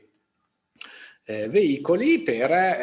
aggiornarsi un po' e capire che cosa vuol dire lavorare in un'associazione sportiva, in una fondazione, in un'associazione di volontariato, in quello che ne segue, e poi discutere di incentivi, non avere paura di farlo, sono certamente valoriali nel terzo settore, lo fai perché ci credi, possono essere molto reputazionali perché comunque tutte queste cariche sono cariche che ti danno diritto a una sedia e quindi questa sedia poi la puoi spendere nel tuo curriculum vita, e se sei fortunato, quando l'organizzazione avrà buona stampa, avrà momenti collettivi, tu potrai in qualche modo presentarti come coautore di quei successi, e talvolta anche monetari se vi sentite sufficientemente pronti ad avere un organo o alcuni membri dell'organo remunerati, ovviamente quelli disposti a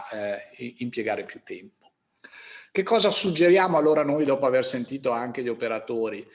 Suggeriamo di scrivere quello che vi serve, non abbiate paura di dire bah, adesso il nostro organo sono 3 persone, ma a noi piacerebbe per i prossimi 3 anni avere l'ingegnere, avere l'agronomo e avere magari l'infermiere o il medico, perché ci darebbero quella giusta vista e quel giusto punto di vista rispetto alla progettualità che abbiamo espresso sino adesso e a quella nuova che vorremmo andare a fare. E poi coinvolgerli in tutte le uscite pubbliche, perché le varie uscite pubbliche chiaramente aggiungono forti elementi reputazionali. Alcuni sono insensibili a questo e vi diranno che non gli interessa, non vogliono assolutamente essere presenti, ad altri invece potrà far piacere, però è importante che il CDA abbia questo ruolo di ambasciatori. Anche a quelli che si dicono insensibili e che assolutamente non vogliono comparire, il discorso va fatto che se entri nell'organo diventi ambasciatore di quella specifica organizzazione, e quindi come ambasciatore devi renderti disponibile in tutte le sedi opportune a curarne gli interessi nella maniera migliore possibile. Possibili investimenti, questi sono interventi a costo zero, ok? Quindi per convincere le persone a partecipare. Se invece ci sono 2 soldi da spendere, si può fare anche una pianificazione, ci sono delle agenzie di cacciatori di teste che fanno questo di professione. Vi aiutano a capire chi dovreste cercare e come dovreste contattarlo, remunerare quelli che si rendono disponibili a essere più attivi, anche perché affiancano eventualmente i ruoli operativi, e se non ce l'avete capire che a un certo punto ci vuole una figura di vertice. Io guardo con simpatia a tutte quelle realtà che cercano di autogestirsi non avendo un leader o decidendo una squadra di leader che si in qualche modo coalimentano, però è un equilibrio difficilissimo da trovare, che tutti gli studi organizzativi vi diranno che raramente ha successo, e quindi bisogna avere anche la maturità di dire che a un certo punto bisogna avere o un direttore generale, o un amministratore delegato, o un dirigente che per un breve periodo di tempo, 2, 3, 5, deciderete voi il periodo, ha la libertà di fare le sue proposte, di provare a portarle avanti. Passaggio successivo era renderli una squadra, ok? Per renderli una squadra bisogna far sì che possano esprimere al meglio la propria funzione di advisory, e questo può essere fatto aiutandoli a valutare e proporre scenari alternativi. Quindi anche questo a costo zero, dicendogli portate le vostre idee, analizziamo le vostre idee, cerchiamo di avere delle sessioni dedicate solo a quelle, in cui si mettono sul tavolo, una volta che le idee però sono nel solco di quello che era il piano triennale che abbiamo ipotizzato, oppure portate tutte le idee per scrivere il piano triennale se ancora manca, e sulla base di quello far partire quella dinamica di brainstorming che porta anche a conoscerci meglio e a rendere la squadra generalmente un attimino più affiatata, sempre poi rispettando le aree di competenza, eventualmente dando la possibilità a questi esperti scientifici o ingegneri o culturali di mettere le mani su alcune parti della vostra organizzazione che meglio rispondono al matching tra le competenze che lui porta e l'aspetto tecnico, ingegneristico, culturale che volete migliorare all'interno dell'organizzazione. Per far questo è anche importante che le competenze siano sufficientemente eterogenee, ok? Tutti esperti della stessa materia generalmente non è una squadra che funziona. Una squadra che funziona è una squadra in cui qualcuno ci capisce di bilancio, qualcuno ci capisce di sanità, qualcuno ci capisce di cultura, qualcuno ci capisce anche di problemi del mondo femminile, se è una delle linee su cui andrete a lavorare, e tutto quello che ne consegue, i problemi dei minori, i problemi dei bambini con disagio e tutto quello che vorrete aggiungere.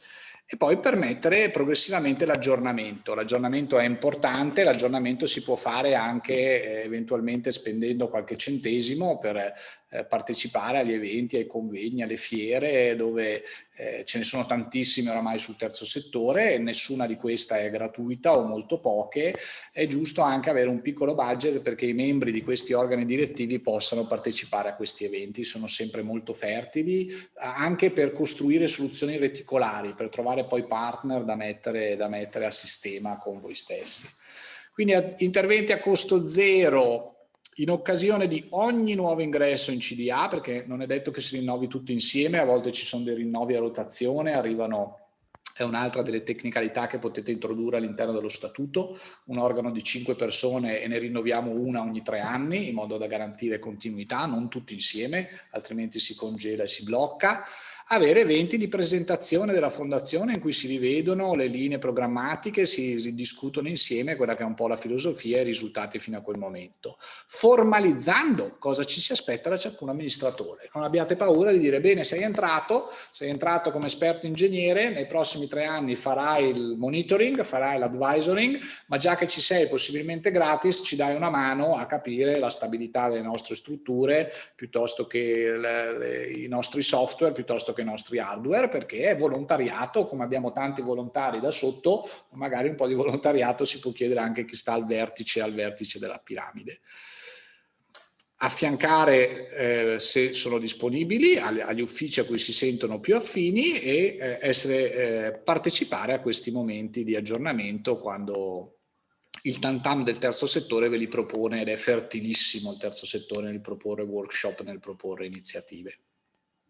Possibili investimenti: se ci sono 2 soldi da spendere, sarebbe bello anche fare l'inverso. Ogni amministratore ha un riferimento operativo e quindi ogni amministratore sa chi è il suo riferimento operativo e sa che quel riferimento operativo è un dipendente o è un volontario ed è in qualche modo dedicato a facilitare il contatto tra lui, che può venire una volta a settimana, una volta ogni 15 giorni, e l'organizzazione che invece magari opera ogni singola domenica con le sue partite di pallone, ogni singolo giorno della settimana con i suoi pasti per le persone disagiate, ogni singola ora 24/7 con il suo pronto soccorso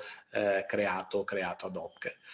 E a volte anche organizzare attività di formazione per il CDA retribuita. Ci sono tanti buoni relatori che si possono portare all'interno del CDA e, come vi ho detto, ci sono tanti consulenti che vi aiutano a fare le attività di brainstorming piuttosto che la stesura dei piani strategici.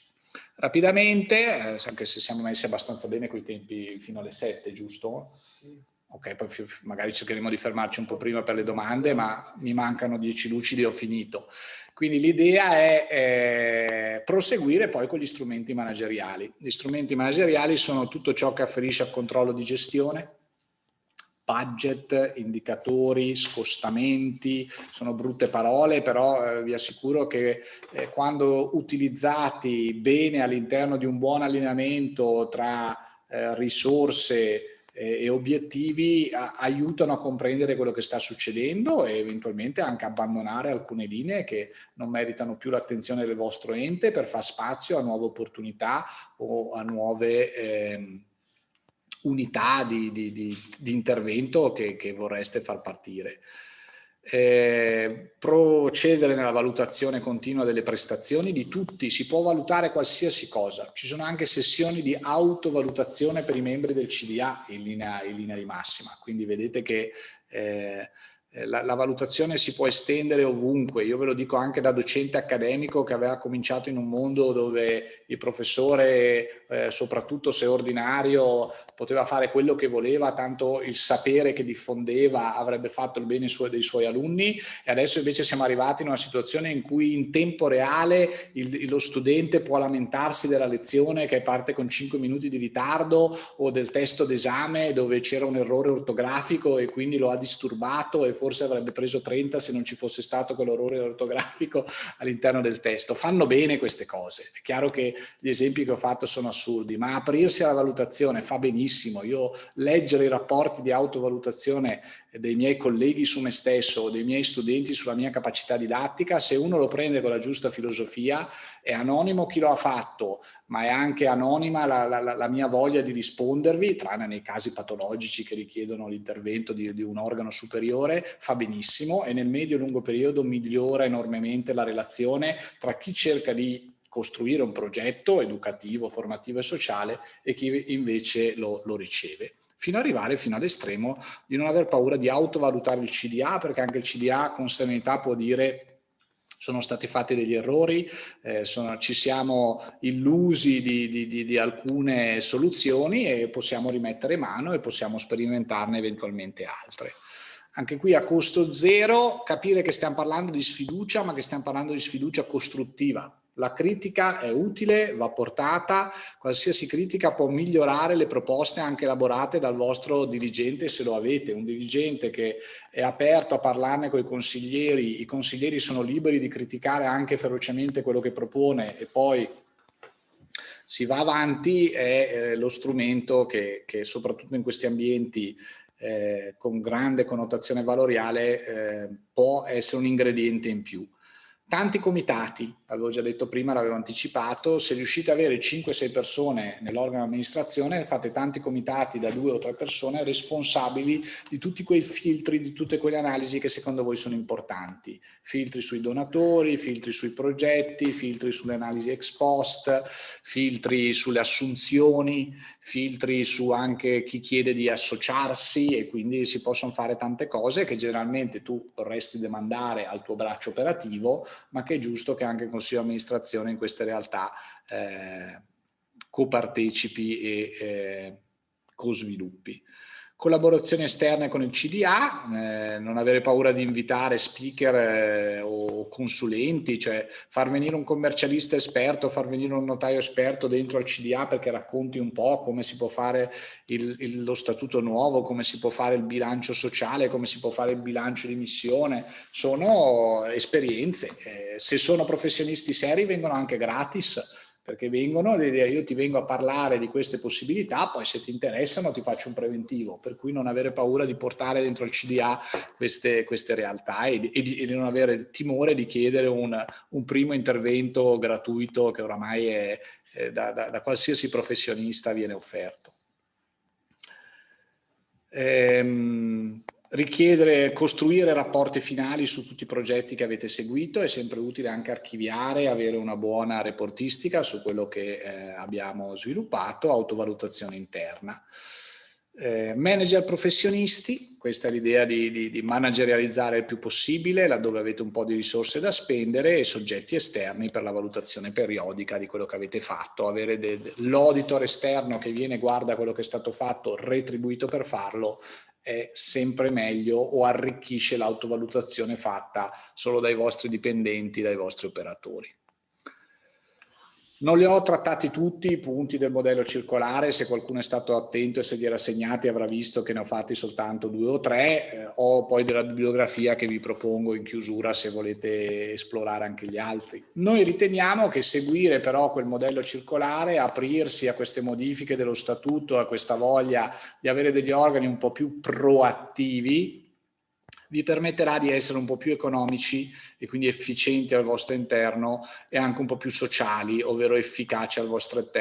esterno nelle attività attuali che avete fatto fino adesso e anche nella progettazione di tutte le nuove attività che nel prossimo triennio vorrete fare, continuando nel solco di quanto di buono avete sviluppato e magari togliendovi lo sfizio di dire bene, proviamo a fare 1, 2 o 3 progetti nuovi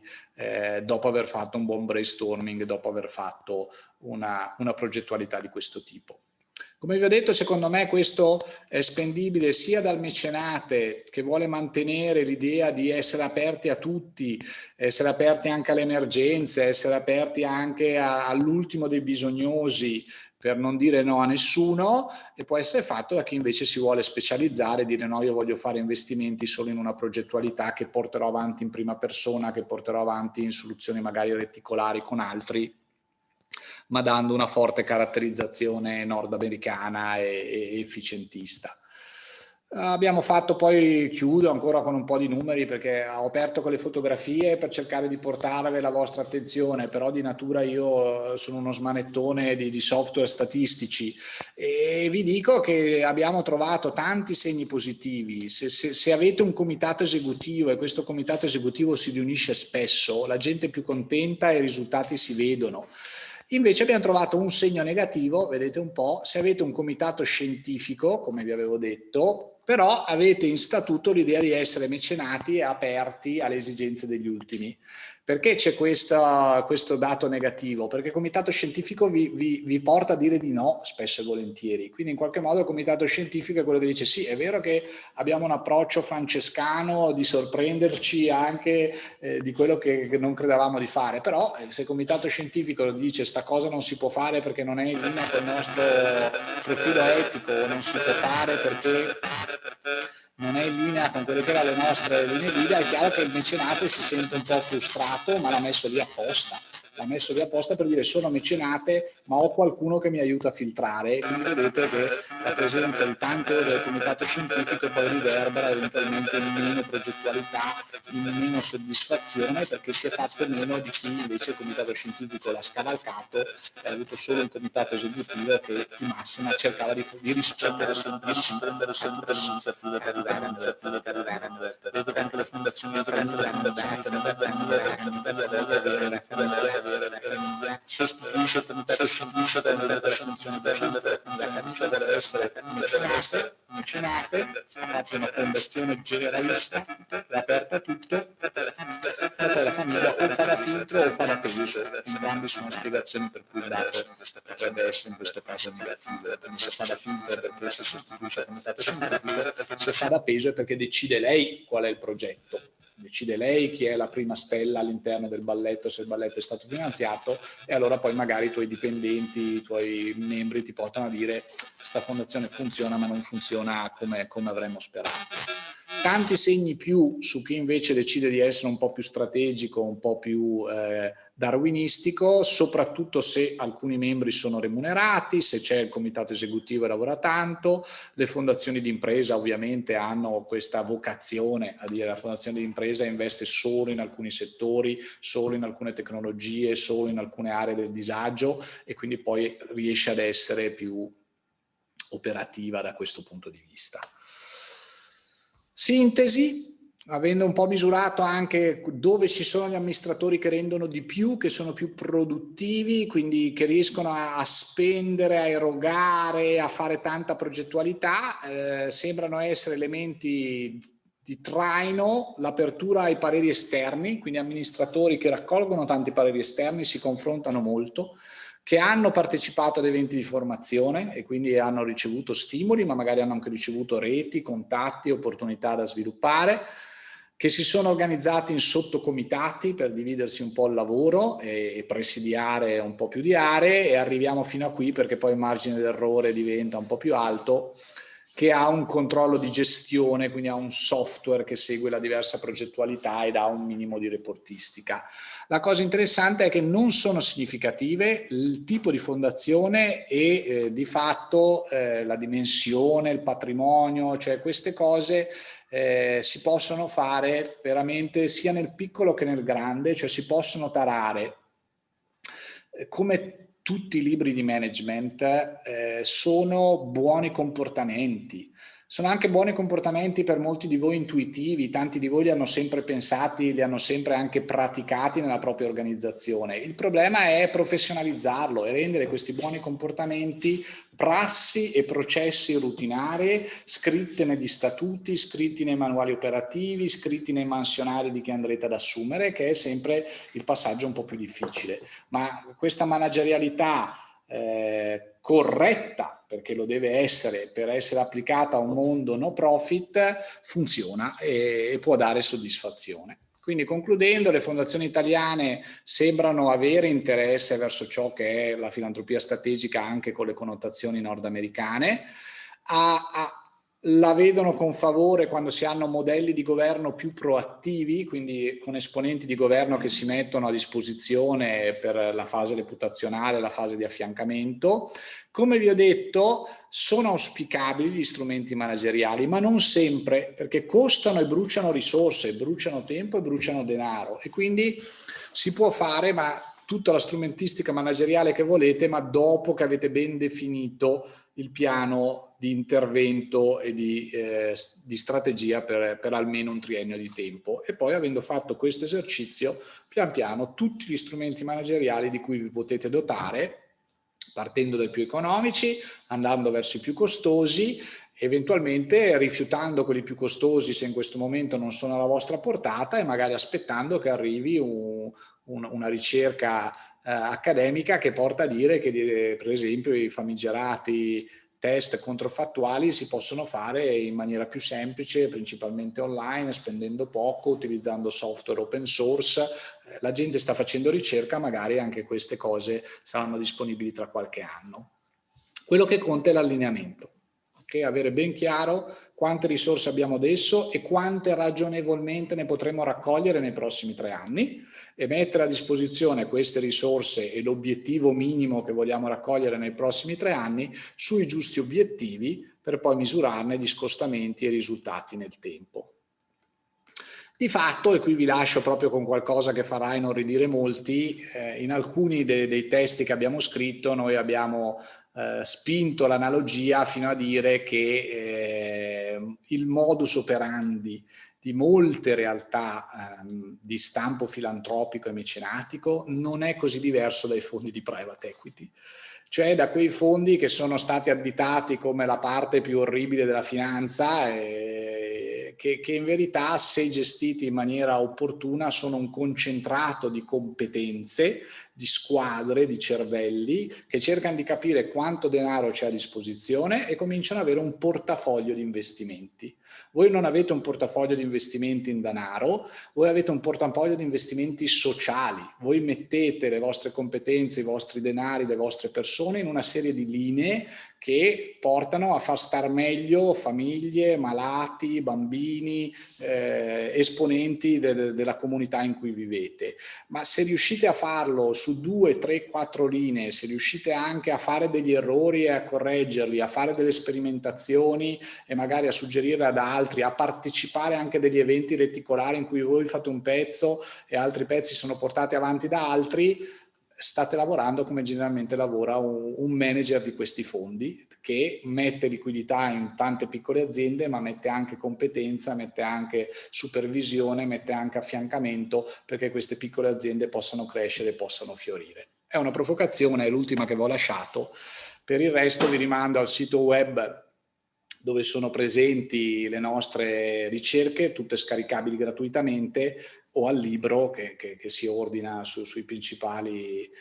portali, se avete voglia di leggere un po' quello che noi proponiamo come managerialità solidale, perché alla fine, almeno nel titolo l'ho voluto mettere, a me piace la connotazione solidale del mecenatismo, a me piace la skyline dei paesini toscani più che quella di Chicago.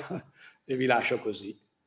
aperto all'eventuale dibattito. Sì, grazie professore, innanzitutto grazie anche per questo consiglio di approfondimento che è graditissimo e che riprenderemo anche sul sito dell'iniziativa, e anzi ne approfitto per dire che le slide dell'incontro di oggi saranno poi messe a disposizione come sempre anche sul sito della nostra iniziativa. In realtà c'è una sola domanda molto puntuale da una delle persone che ci sta seguendo, che voleva un giudizio da parte sua su una soluzione concreta per raggiungere quegli obiettivi che lei ci ha così ampiamente illustrato, cioè quella di prevedere nel contesto di una modifica statutaria all'interno del CDA una parte di membri almeno vincolata a determinate figure professionali, cioè una composizione mista del consiglio di amministrazione dell'organo di vertice dell'ente con una parte libera disponibile quindi ad accogliere soggetti con profili ad esempio politici piuttosto che di impegno sociale, e una parte invece vincolata a soggetti che abbiano requisiti di tipo professionale, ad esempio in materie economico-giuridiche soprattutto. Ecco, un suo giudizio su questa soluzione, se potrebbe aiutare ad andare verso la direzione che lei indicava. Beh, certamente sì, è sempre il trade-off tra quanto vuoi normare sul documento ufficiale che poi è anche tramandato alle generazioni successive e quanto invece vuoi lasciare fruibile a seconda di quella che è la fase storica in cui sta vivendo l'ente. Noi l'avevamo risolto in un altro modo, quindi noi non abbiamo suggerito all'interno del testo di arrivare a definire nello statuto quella che potrebbe essere una buona regola, a metà organo aperto a diverse competenze, ma a metà vincolato a competenze che per noi sono indispensabili. Non l'abbiamo proposto perché quello che è indispensabile oggi non è detto che sia indispensabile anche tra 5, 10 o 50 anni, e per cui abbiamo preferito fare quell'esercizio di dire allora fate un comitato interno che è un comitato dedicato alle nomine, e questo comitato abbia una regola che deve seguire, una prassi che si è dato, che dovrà fare il censimento di tutte le competenze presenti e il censimento di tutte le competenze desiderabili. E allora a quel punto si può dire che la chiamata dovrà essere fatta in funzione delle competenze desiderabili, che quindi la parte di organo che viene rinnovata o il nuovo membro che viene cooptato, ricercato a seconda della specificità tecnica deve passare al vaglio del comitato nomine, e il comitato nomine dovrà intabellarlo nella griglia per vedere se le competenze che sta portando sono tra quelle che sta ricercando la fondazione in quel dato momento. L'importante è essere efficaci nella gestione di questo comitato, che questa griglia sulle competenze deve essere scritta con regolarità, almeno una volta ogni 6 mesi, una volta all'anno, e deve essere assolutamente scritta senza avere nessuna conoscenza di chi potrebbero essere le persone candidate a far parte dell'organo, perché tu devi fare l'analisi delle competenze senza saper nulla delle persone che potrebbero arrivare. Poi arrivano i curriculum vitae, arrivano le terne, arrivano le proposte, arrivano quello che lo statuto ha previsto, perché le nomine possono arrivare da diverse fasce della comunità civile in cui si è inseriti, e vai a vedere, dici va bene, di questi 3 che mi hanno proposto quale fitta meglio, o se me ne hanno proposto uno solo, avere anche la possibilità di mandare una lettera in cui si dice grazie per la proposta, l'abbiamo analizzata nel comitato nomine, ma fitta poco con la griglia che avevamo preparato 6 mesi fa o il mese scorso, senza sapere chi tu ci avresti proposto. Quindi è flessibile, ma è flessibile perché tutto ciò che è management non è una scienza certa. Non esiste l'algoritmo per il successo imprenditoriale, non esiste l'algoritmo che ti permette di evitare il dissesto, evitare il fallimento, evitare la crisi reputazionale, e quindi devi inventarti tutte queste soluzioni ad hoc nella speranza che come best practice ti aiutino ad evitare scivoloni di questo tipo. Diciamo, secondo me vanno bene tutte e due, cioè se si è riflettuto a sufficienza e si ritiene che il 50% normato nello statuto e il 50% flessibile con un comitato nomine che regola la parte flessibile, è già un ottimo compromesso, oppure 100% flessibile con il comitato nomine che gestisce l'intero pool di candidati. Comunque siete già a un buon livello di sofisticazione se vi state facendo queste domande, perché avete capito che bisogna garantire la giusta eterogeneità ma anche la giusta specializzazione. Benissimo. Professore, grazie davvero per questo interessantissimo incontro e per le sue riflessioni, anche a nome di tutti quelli che stanno scrivendo, ringraziando e complimentandosi per l'incontro di oggi. Ringrazio tutti coloro che sono stati collegati con noi questo pomeriggio e vi aspettiamo per il prossimo incontro del prossimo venerdì, che sarà dedicato a un tema diciamo molto caldo e molto richiesto, che è quello del regime tributario degli enti del terzo settore, perché spesso diciamo poi questo è una leva, lo diceva anche il professore poco fa, determinante nel compiere certe scelte, quindi vi aspettiamo come sempre numerosi. Il relatore sarà il professor Trivellin, ordinario di diritto tributario dell'Università di Padova. Grazie mille e al prossimo venerdì. Grazie ancora al professor Boes. Arrivederci. Arrivederci.